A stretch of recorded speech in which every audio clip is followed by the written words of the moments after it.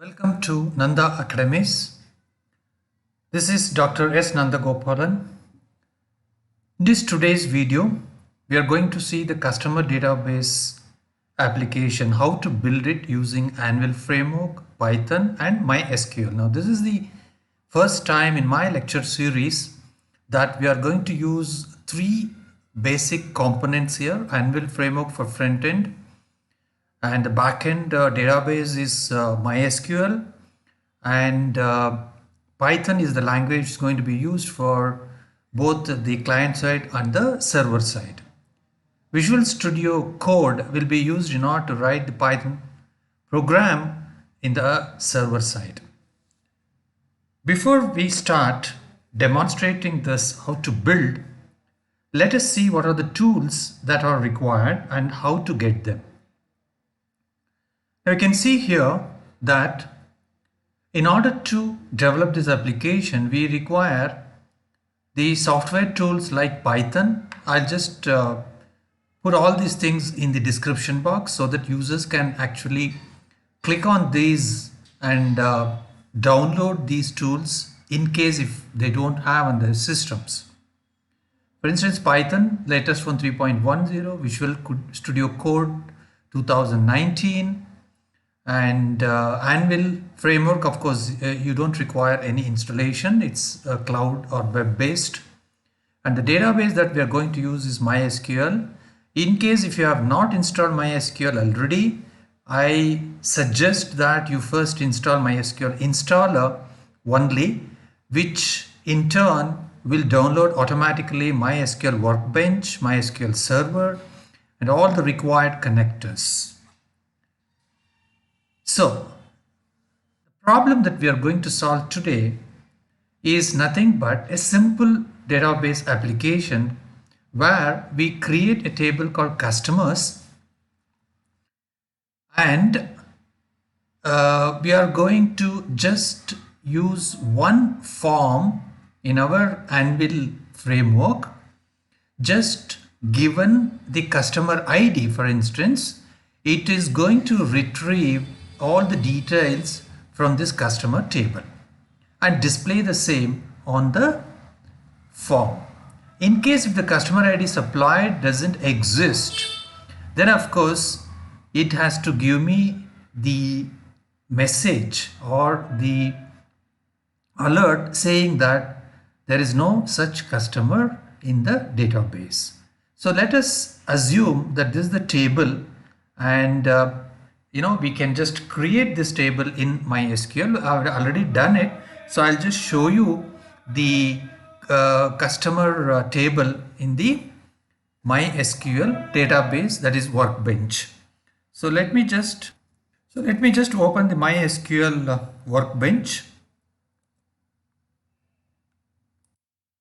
This is my MySQL Workbench where I have three columns: customer ID, which is the primary key, customer name, and balance. I also have the data for this particular table. So these are the three rows which I've already inserted. 111, 222, and 333 are the customers where we have this data. So when I enter, for instance, the customer ID 111, I should be able to retrieve the data corresponding to the name and balance and display in the form. So how it's going to work here, let me just explain with the complete design flow.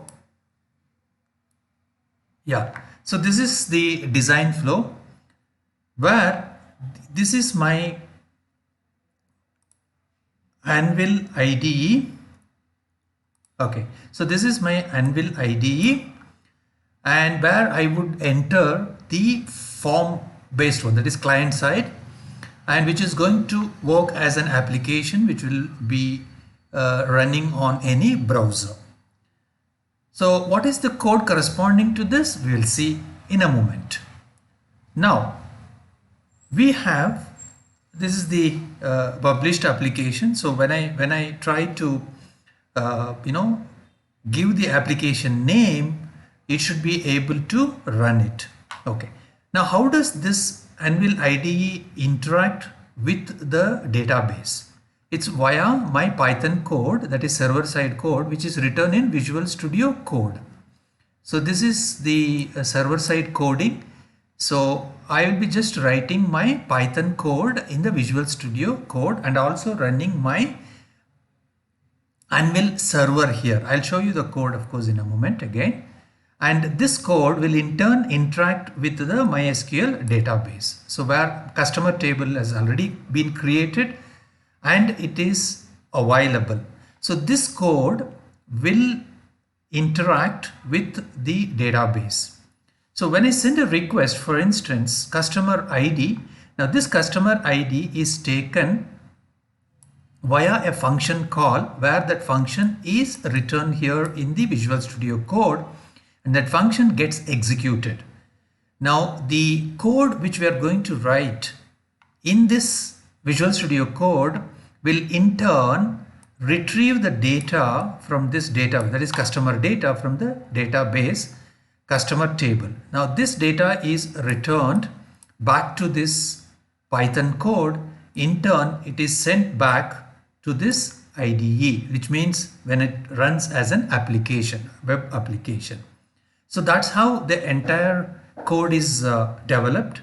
Now this is the kind of design methodology which we are going to use for all our rest of the lecture series.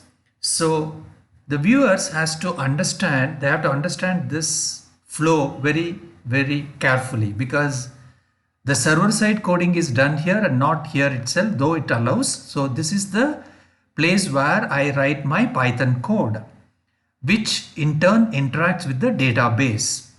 And the information which is sent from the client side as parameters or any other methodology, it would reach here, and in turn any data which is fetched from the database will in turn be brought here and displayed. Display method again varies. So in this particular example, the display methodology is very simple because I need just three information: customer ID, customer name, and balance. That's it. So I don't require a very complex kind of component here to be designed. So let me just now move on to my Anvil framework so that we can design the form now.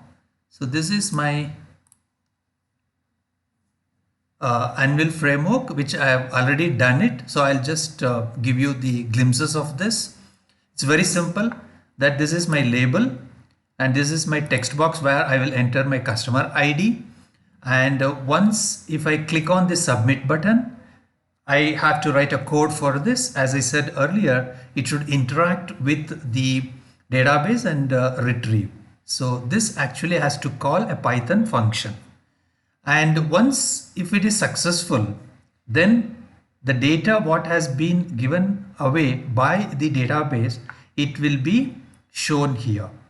So now we'll see the code. That means when I click on the submit button, what should happen? The steps are very simple, that it should take this data what is entered in the text box, which is customer ID. It should be sent as a parameter to my Python function. And using that customer ID, I will go to the database, execute the query of course, and fetch the data. So let me just show you that code. So I'll just double click, you can see here. So get the data what is entered in the text box, that is a customer ID, store it in the local variable, that is CID. Now in case if the user has not entered anything, that means it's blank, then we force the user to enter the customer ID.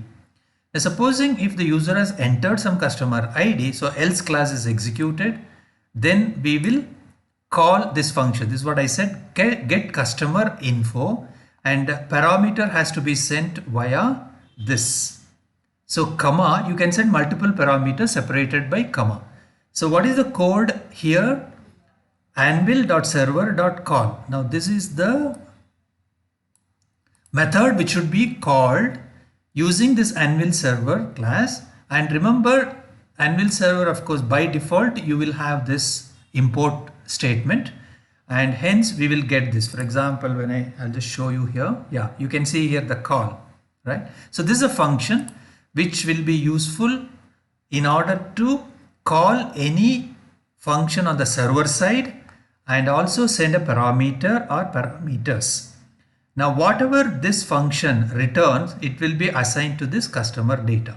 Now we will see the function get customer info in Visual Studio Code. So this is the customer, get customer info. You can see here, get customer info, and the parameter is, I'll simply say ID. So we have sent the customer ID, which we have taken from the user input from the form and sending this information to the server side coding here.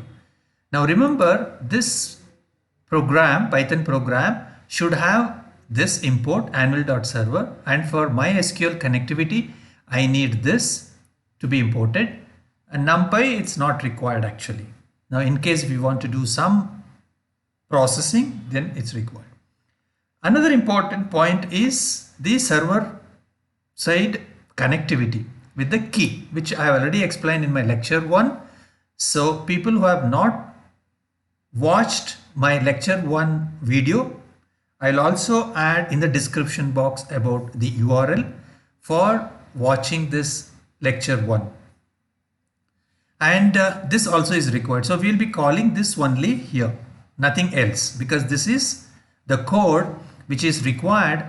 This entire code, see, this entire code is required. See, this one is required for execution from the Anvil framework. Okay, so this decorator is required, and define the function. This function name should exactly match, because it's case sensitive, should exactly match with the what we have. See, now get customer info, so it's all case sensitive, the same name I should use it.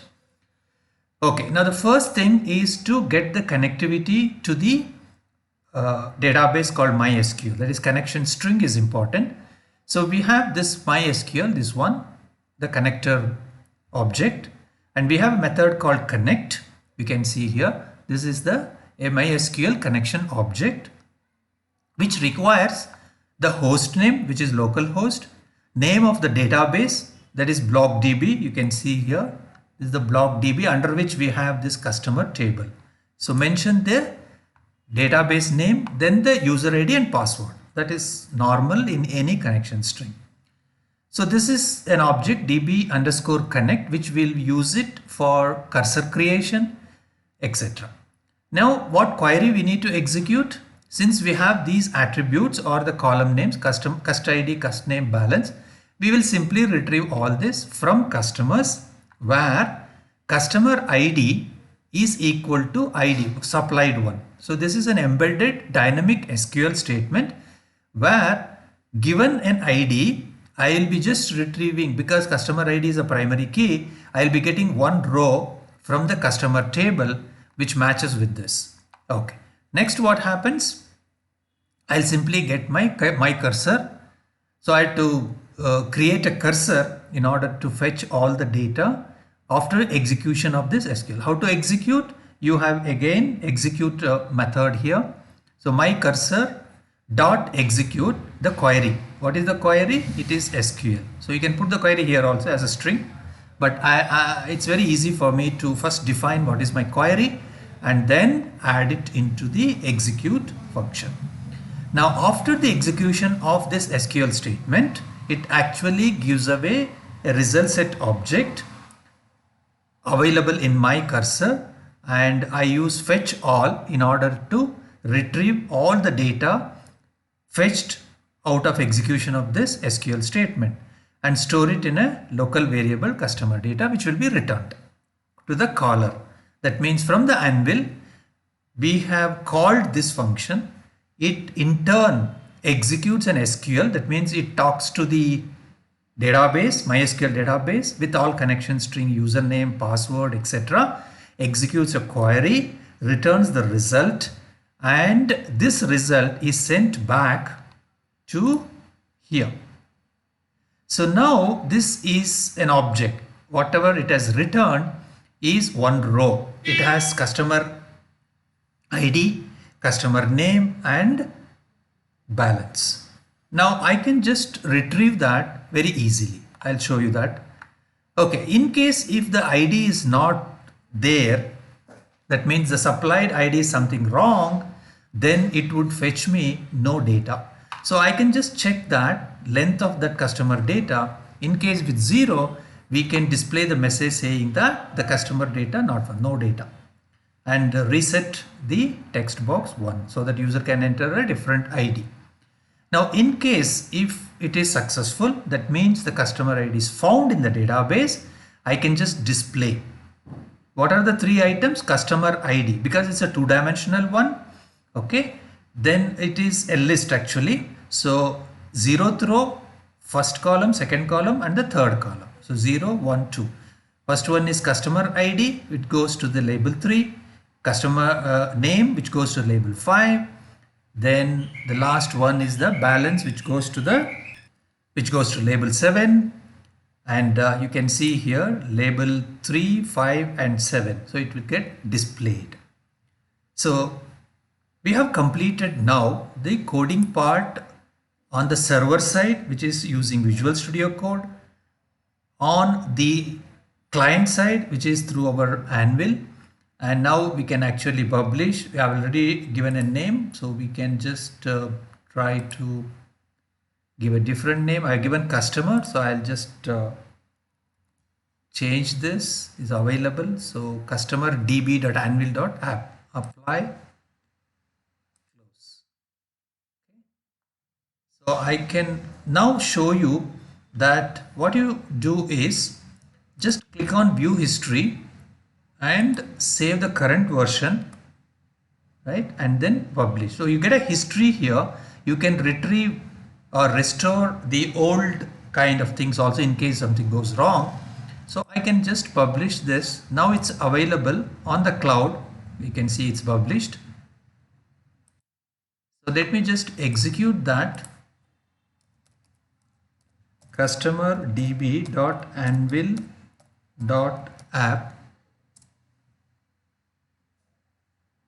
Yeah, now you can see our form has appeared here on the browser. I'll just give some wrong IDs here and then click on submit. This is, suppose when you get this kind of error, which means that the server is not running. Sometimes we forget to run the server. Anvil server has to run on the server side. So go to Visual Studio Code. See, now it's not running. So just run this code so that the client can now actually interact with this. Now you will get the messages like this connected to default environment at server side.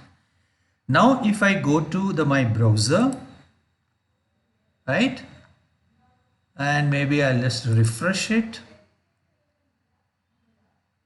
Now I'll just enter some random values here and say submit. Now you can see that since the server is running now, it's able to interact with the server from the client, and it has gone to the function in Visual Studio Code and in turn to the database, and then it has fetched saying that the customer data not found. So let me just enter the valid customer ID 111 and submit. You can see here actually 111 Scott 890. You can see 111 Scott 890. So I'll just enter for the sake of clarity here and also testing. I'll just say another customer and then apply. Now I've added actually a new customer. So 444 is the ID and Pooja.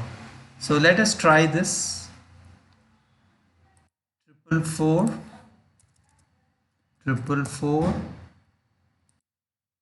Yeah. Now you can see the newly entered customer data also is now getting displayed. And in case if I have some, you can see it's blank and hence it's telling me that some customer ID has to be entered. So our application now works fine.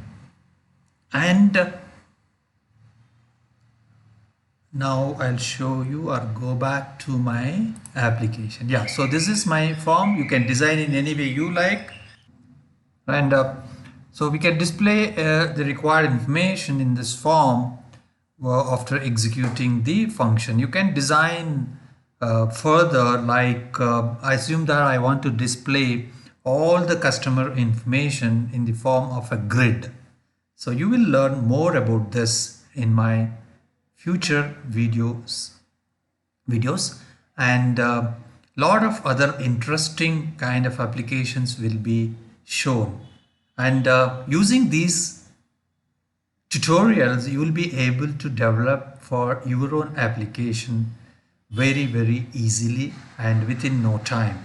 So thanks for watching, and people who have not subscribed to my channel, request all those viewers to subscribe to my channel.